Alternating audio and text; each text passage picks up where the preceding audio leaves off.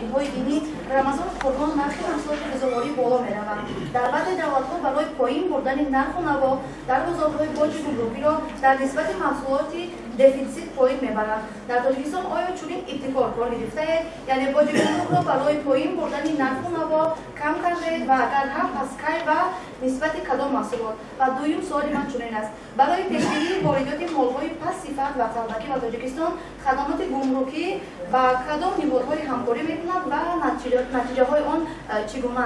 تشکر. داخل این از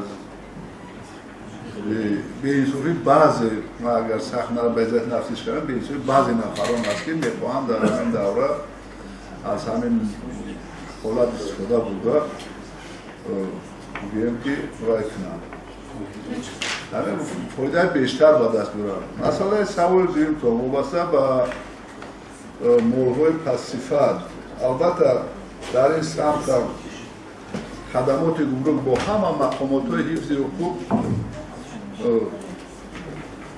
همکاری دارد، چاره‌بینی‌های مشترک می‌گذراند و در این دوره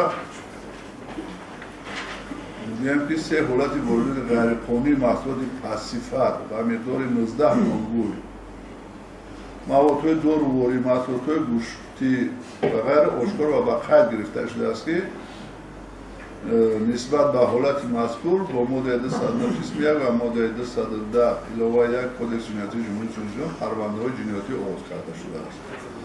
اگر معلومات پراتر را در کدام حالت و چه خیلی کدام نمود با میتونید معلومات پراتر بگیم. نوع حالت‌های آشکارشوی هست، همکاری با همه مقامات‌های حقوق برای مانده شده است و البته در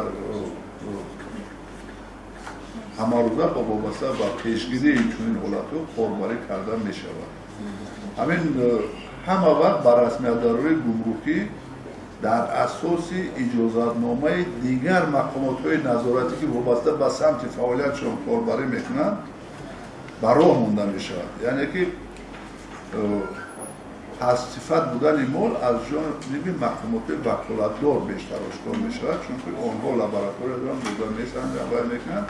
این حالت‌هایی که از جانب مقامات گمرک آشکار کرده می‌شود این بیشتر به‌واسطه هنگام از نظر گذرانی گمرکی یا که داشتن حالت واردات مال طریق قاچاق بیشتر آشکار کرده می‌شود.